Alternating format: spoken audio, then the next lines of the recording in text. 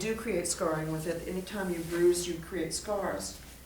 There's a piece in Temple Grandin's book. You ever reading of Temple Grandin, the wonderful lady that's autistic that does things? I think it's Animals in Translation.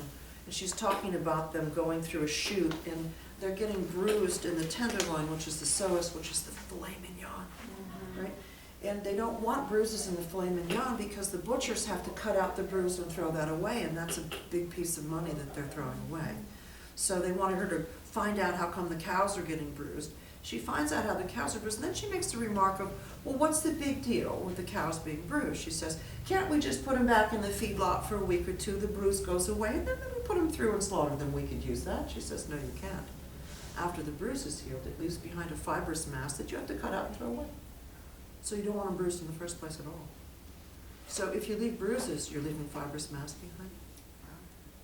Darn. So if you do this all over the place and you get massive bruisings, you've created a fiber sheet.